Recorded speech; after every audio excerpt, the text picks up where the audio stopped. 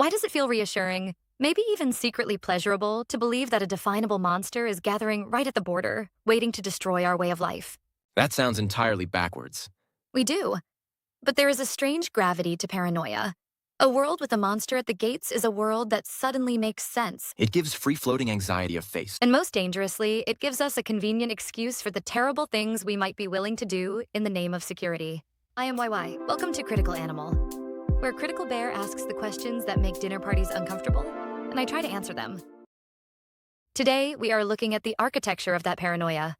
We are looking at a blueprint drawn up in 1980 by J.M. Coetzee in his novel Waiting for the Barbarians. But we are not here to do a literary recap. We are going to use this text to dismantle the actual mechanics of how a society learns to fear an enemy it has never truly met. Coetzee is offering a forensic breakdown of how institutional fear operates. Let's set the stage, because the way Coetzee builds this world is brilliant because of what he leaves out. We are in an unnamed frontier settlement of an unnamed empire. There are no recognizable countries.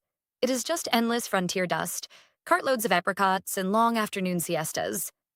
The town has been here for decades, trading peacefully with the local nomadic tribes. The local magistrate is a comfortable, aging civil servant waiting to retire. And then the disruption arrives. But the destruction doesn't come from the desert. It comes from the capital of the empire itself. A carriage rolls into the dust carrying Colonel Joll of the 3rd Bureau. He arrives charged with investigating rumors of a barbarian uprising. This should immediately set off alarm bells, because there is no emergency. There's nothing happening. This is the primary conceptual turn of the entire framework. We are conditioned to believe that a threat appears in the world, and then the state responds to it. The state has already decided it needs an emergency. Therefore, a threat must be found to justify the powers the state has already granted itself. Exactly. The 3rd Bureau is an institution built for crushing treason. If an institution's entire prestige relies on traitors, it will invariably find traitors. Coetzee gives Colonel Joll a defining physical characteristic that cements this dynamic: his dark glasses. 2 little discs of dark glass suspended in front of his eyes. Joll claims it's just a new invention from the capital to protect his eyes from the glare. They function as a structural feature of the imperial mindset. They create a one-way mirror. Joll can scrutinize and categorize everyone around him, but no one can look back into his eyes. If you are actively looking for an enemy, you cannot afford to see a person. The Empire does not want to see these nomadic people as human beings with rich histories. It just needs to see them as a uniform, abstract category: the enemy. So Joll needs an enemy to validate his mandate. But there is no invading army out there. What does he do? He arrests a few completely harmless river fishers. Specifically, he brings in an old man and his nephew, a boy with a terrible sore on his face who was literally just coming to the settlement to see a doctor. It is the absolute banality of that selection that makes it terrifying. Joll doesn't need them to be guilty of anything. He just needs them to be bodies. The narrative strips bare how the Empire requires prisoners and requires evidence well before it is established that any uprising is taking place. But logistically, this presents a massive problem. How do you get an innocent old man and a sick boy to confess to an organized barbarian uprising? You have to alter the fundamental epistemology of the society. You have to change the rules of how people determine what is true and what is false. Under normal circumstances, truth is determined by evidence and reality. But Joll imports a new set of rules. The magistrate is standing outside a storeroom they've converted into a cell. He hears the screams coming from inside. When Joll finally emerges, the magistrate asks him a basic human question: how do you know when a man is telling the truth? And Joll's answer is the darkest distillation of bureaucratic violence. He says, "First, I get lies, you see. This is what happens. First lies, then pressure, then more lies, then more pressure, then the break, then more pressure, then the truth." The magistrate walks away with a realization that forms the core nightmare of this entire deep dive. Pain is truth. All else is subject to doubt. Let's pull apart the mechanics of that logic, because it is essential to understanding how authoritarian systems validate themselves. In this framework, coercion does not neutrally uncover hidden facts. It isn't a tool of discovery. It is an instrument of production. The state already has a script written out. The barbarians are arming. They are a unified threat. They are coming to destroy us. The interrogation isn't there to ask the prisoner if the script is true. It is there to force the physical body of the victim to recite the script on command. And once the victim recites the script, the pain validates the Empire's paranoia. The paperwork is generated. The emergency is officially justified. This feels like a good moment to anchor this in the world. Coetzee wrote this in 1980, living in Apartheid, South Africa. It was a state sustained entirely by rigid systems of classification, pass laws, and a deeply institutionalized paranoia that viewed the black majority as a perpetual security threat. The violent interrogations of anti-apartheid activists were the ambient reality of his world. But he doesn't write a literal historical novel about Pretoria in 1970. He keeps the setting completely untethered from a specific map. Because naming it allows the reader to distance themselves. By keeping it unnamed, he elevates it into a universal blueprint. It forces us to look at the underlying skeletal structure of how any exceptional power legitimates itself. Let's look at the Magistrate then. He feels like the reader's proxy. He is disgusted by Joll. He doesn't want this torture in his town. It is incredibly easy to align with him and say the Magistrate is the humane alternative to the cold, fascist bureaucracy of Colonel Joll, but it is a trap. If Joll represents the overt violence of the Empire, the Magistrate represents something far more insidious. The quiet, private complicity of the liberal conscience. Let me push back on that. After Joll finishes his brutal work and leaves, the Magistrate discovers that the secret police left a barbarian girl behind in the cells. Her father was killed, she has been partially blinded, and her ankles have been broken. The Magistrate actually does something about it. He takes her into his own quarters. He initiates a very specific, deeply uncomfortable ritual. He washes her broken feet. He rubs almond oil into her scars. On the surface, it looks like an act of genuine care. But consider how the relationship develops. He constantly, obsessively asks her for her story. He demands of her. Tell them your story. Tell them the truth. Isn't that what we're supposed to do? Give a voice to the voiceless. That is the comfortable liberal assumption, but it masks a much deeper power dynamic. Is pity just another way of possessing someone else's story? The Magistrate wants her to perform her trauma for him. He needs her to be a transparent victim so that he can be the benevolent savior. He requires her suffering to absolve him of his own guilt. Exactly. He represents the very empire that broke her ankles. He wants her pain to be a puzzle he can solve, so he doesn't have to look at his own complicity in the system that caused the wound in the first place. And the girl refuses to give him the redemptive narrative he wants. She remains completely opaque. Which brings in a vital theoretical concept by Edward Said, the permission to narrate.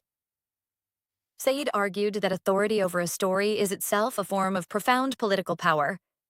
Who gets to tell history, and who is forced to constantly explain themselves to perform their pain for the validation of the colonizer. The Magistrate thinks he is giving her a voice, but he is actually acting as the gatekeeper of her reality. The torturer, Joll, wanted to break her body to extract a confession. The Magistrate wants to break her silence to extract his own redemption. Both men are using her to solve the psychological problems of the Empire. That is why the Magistrate, and not Joll, is the true moral complication of this story, is a machine. The Magistrate is the human face that allows the machine to operate while still feeling good about itself. But that raises a massive logistical question. How does the Empire convince everyone else? Quiet interrogations in a back room aren't enough to sustain a security state. You have to give the public a show. Later in the novel, Joll comes back with a new group of captives and parades them right through the center of town. He writes the word enemy on their bare backs in charcoal, and then he invites the townspeople to witness their beating. He claims he is doing this to prove to the children that the barbarians are real. It is a gruesome magic trick where the cruelty is the misdirection. By forcing the townspeople to witness the degradation of the nomads, Joll is forcing them into complicity. The spectacle trains the public. Almost immediately after this parade, rumor takes over. If a farmer's sheep goes missing, it's not just a missing sheep anymore. It's a barbarian scouting party. The townspeople barricade themselves in their houses. The Empire has successfully trained them to perceive a threat through recurrent state-sponsored examples. Okay, this is where I need to pull this out of the 1980s and look at our own world. Because reading about muskets and parading captives in a dusty town square feels very analog. We have to be careful here. It is tempting to make a direct one-to-one comparison, but Coetzee's novel is not a literal prophecy of social media. Digital platforms are not simply equivalent to a colonial empire. But the structural resemblance is undeniable. Structurally, yes. If you look at how the algorithmic manufacture of threat works today, it serves the exact same psychological function as Joll's public square, just at light speed. In the novel, Joll takes a complex, diverse group of nomadic people and reduces them to a single word. Enemy. He strips away all context. Today, you don't need to physically drag a prisoner into a square. You just need a 15-second clip. An algorithm takes a video of someone behaving badly, or a completely decontextualized quote, or an image of an altercation. It strips away whatever happened before and after, adds an outraged caption, and feeds it to you. And then it feeds you another one, just like it. This is the power of algorithmic repetition. Just as the townspeople began to see barbarians behind every missing sheep, the digital user begins to perceive an omnipresent societal threat. The algorithm collapses ambiguity. It takes the vast, messy, contradictory reality of human existence and flattens it into a singular, permanent enemy. But someone listening right now is going to push back. They are saying, wait, some threats in the world are real. We aren't just making everything up. If a video shows a crime, the crime still happened. That is a crucial distinction. Coetzee's novel does not deny danger. The nomadic tribes do exist. The desert is harsh. The novel doesn't claim that the world is a perfectly safe utopia. So what is it exposing? It exposes how an institution takes a complex reality and aggressively flattens it to legitimate exceptional power. It is the difference between a hazard and a manufactured enemy. A hazard is a reality you navigate. A manufactured enemy is a narrative you use to justify your own cruelty or your own surrender of rights. If we look at the digital ecosystem, the incentive structures are remarkably similar. Why did the Empire need the barbarians? Because the threat justified the system. Why does the algorithm need the outrage? Because fear sustains engagement. If you are terrified that an enemy is destroying your way of life, you are going to keep scrolling, keep clicking, keep watching the digital public square to see what the enemy is doing next. The mechanism of circulation maps perfectly. The technology has evolved from charcoal on a prisoner's back to a personalized recommendation system. But the psychological vulnerability it exploits, our deep human desire to organize our anxiety by pointing a finger at an outsider, is ancient. So how does this all end for the Magistrate and his frontier town? The ending is a slow, devastating collapse of the imperial illusion. The Empire, consumed by its own manufactured paranoia, launches a massive preemptive military campaign into the desert to wipe out the barbarians. And the barbarians don't even fight them. They lure the Imperial army deeper and deeper into the freezing cold and the starvation. The army is decimated not by an overwhelming enemy force, but by the sheer uninhabitable reality of the space they tried to conquer. The soldiers freeze, they starve, and eventually they stumble back to the settlement as broken men. And when the remnants of the army get back, the Empire abandons the frontier. The townspeople pack up their carts and run away in terror, bracing for a retaliatory barbarian invasion that never comes. The security state cannibalized the very society it was supposed to protect. The paranoia hollowed them out from the inside. The final image we get in the novel is so haunting. The Magistrate is left almost entirely alone in the ruins of his town. It is winter. He is wandering the empty streets, and he sees a group of children playing in the town square. The same square where Joll paraded the captives. The children are building a snowman. The Magistrate realizes he cannot write a glorious history of this place. And he has this final, devastating recognition about his own role in all of this. He realizes he wasn't the hero. He wasn't the resistance. He says, "For I was not, as I like to think, the indulgent, pleasure-loving opposite of the cold, rigid colonel. I was the lie that Empire tells itself when times are easy, he the truth that Empire tells when harsh winds blow." That is the ultimate confession. He realizes that his liberalism, his decency, his pity for the barbarian girl, it was all just a mask. The Joll were never opposites. They were just two sides of the exact same imperial coin, which leaves us standing in that empty, snowy square, having to look at our own reflections. We must look at the outrage we consume, the spectacles of fear we willingly participate in, and the narratives of the enemy that we accept as common sense just because it makes the world feel simpler. When a story of threat begins to explain everything around us, what part of that story are we helping to make believable? I am Bear. This is Critical Animal. If I got under your skin, good. Subscribe and bring me to your next dinner party. See you next time.